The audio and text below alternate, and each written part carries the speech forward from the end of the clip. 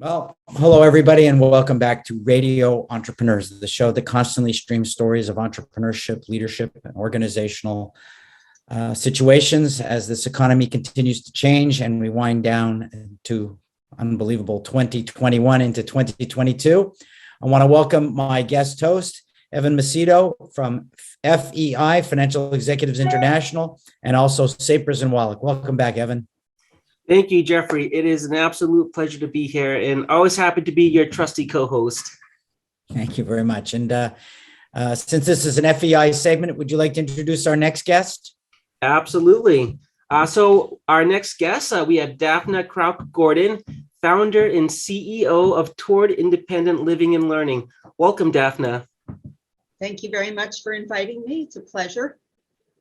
Absolutely.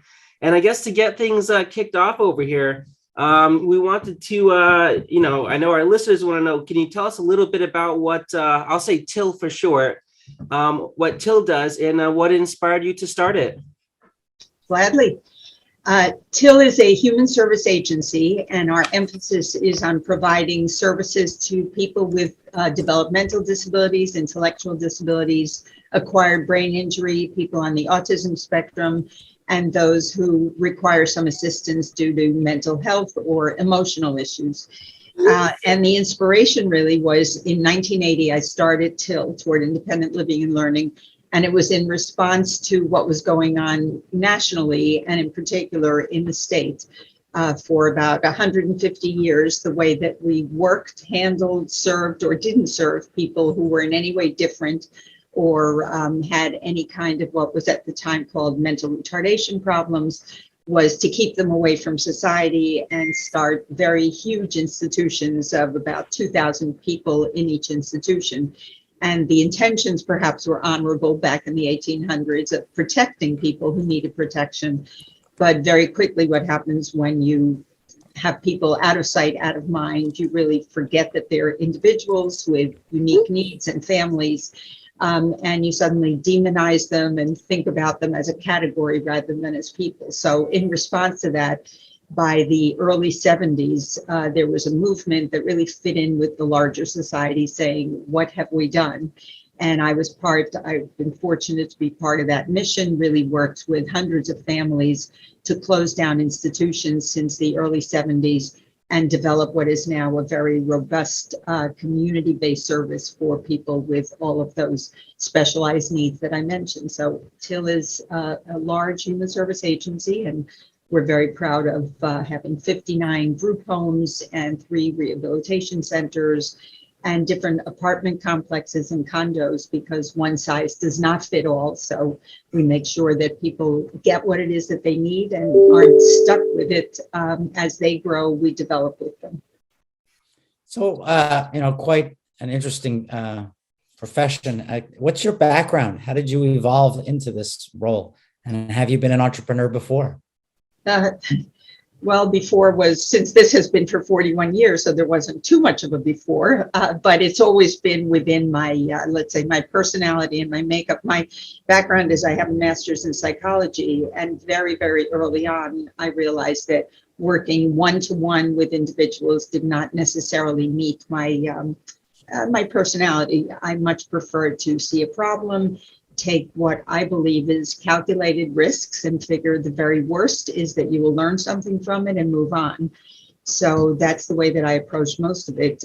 Throughout all of TIL's years, we've really we've tried very hard to be innovators, and part of being an innovator when you're dealing with other people's lives and needs is that you have to be very responsible to them, make sure that you're including the individuals who are going to get those services in whatever ideas I have. So I feel very fortunate that if I have an idea, I have the energy and the interest in really getting other people to buy into it and to develop things together.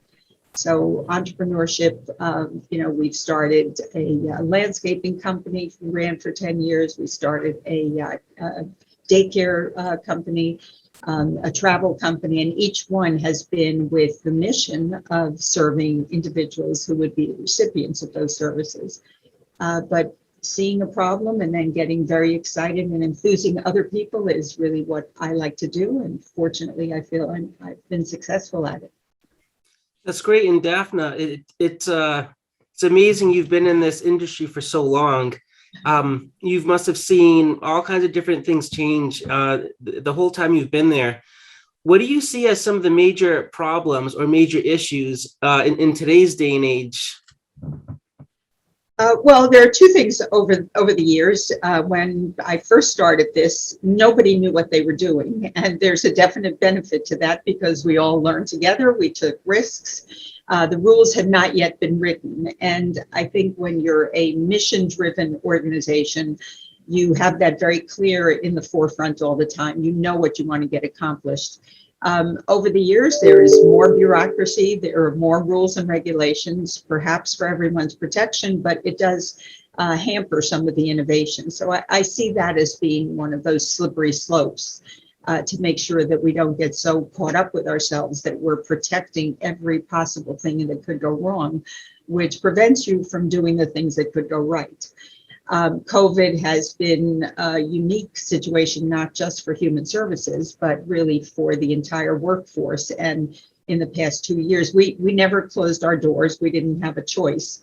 On March 19th, when the rest of the world had to close, we continued to stay open.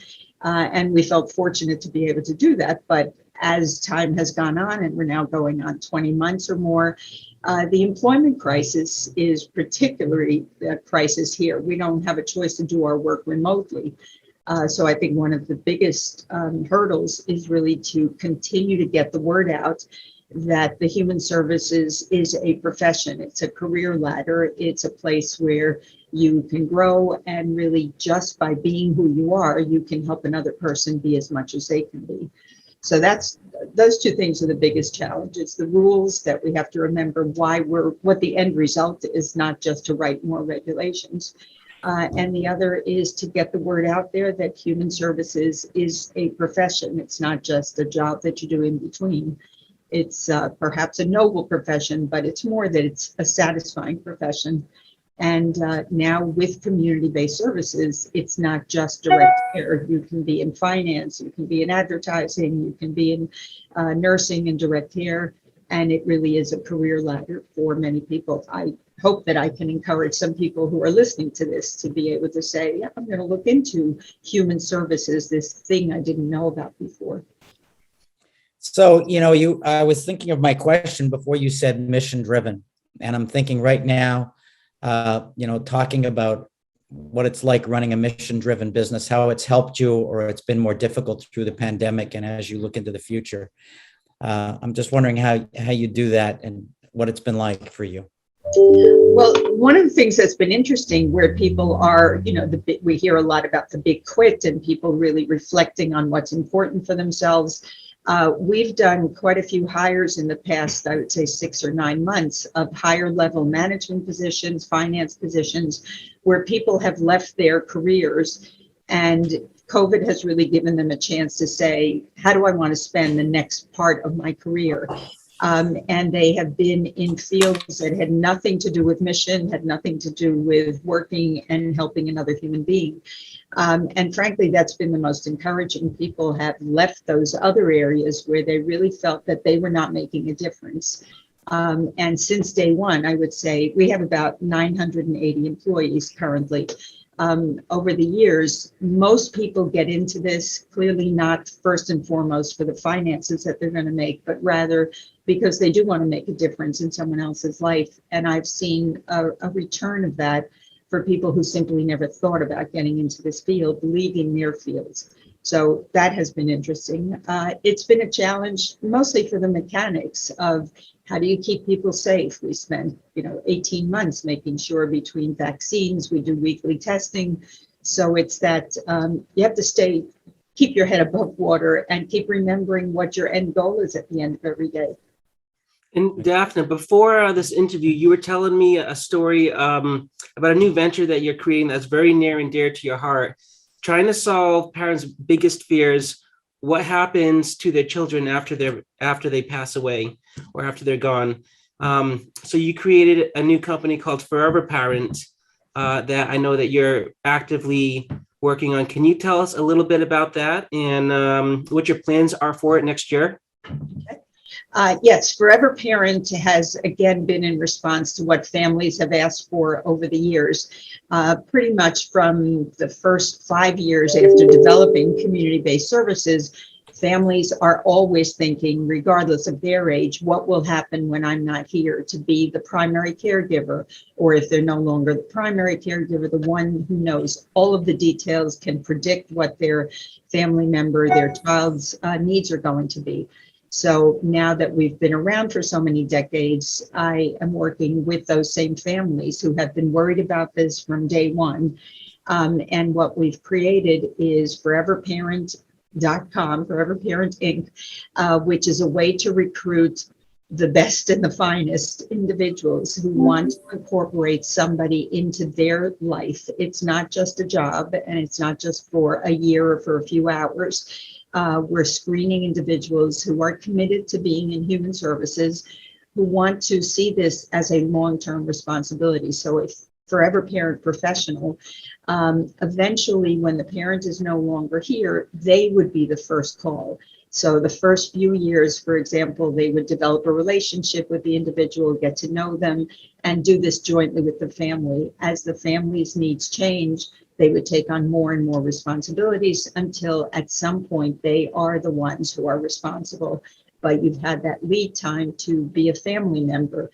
You can call it a family surrogate, a companion, but you are the one who is then going to get to know the person. You can never replace somebody's mother or father, but you can certainly be the adjunct that allows you to live peacefully and hopefully die peacefully, quite frankly.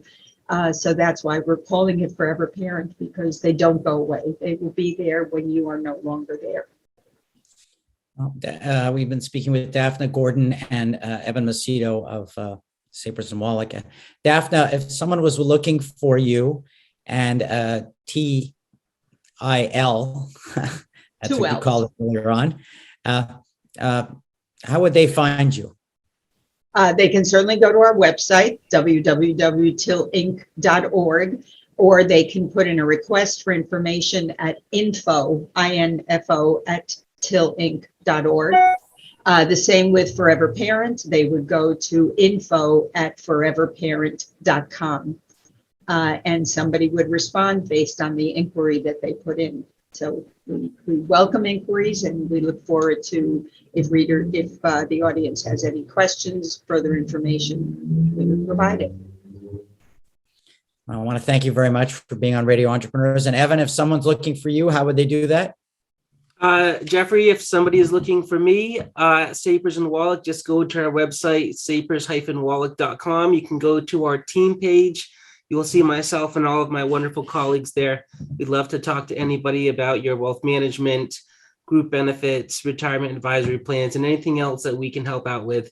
And then because this is an FBI segment, if you are a senior financial leader and you're looking for a wonderful networking group to join, please come check our networking group out at feiboston.org. We have over 500 senior financial executives in this group, and we meet about once a month. It's always fun and definitely helps to improve your networking capabilities. So thank you, Jeffrey. Thank you. And remind everybody, this is Radio Entrepreneurs. My name is Jeffrey Davis. We're going to take a break. We'll be back with more stories after this short break.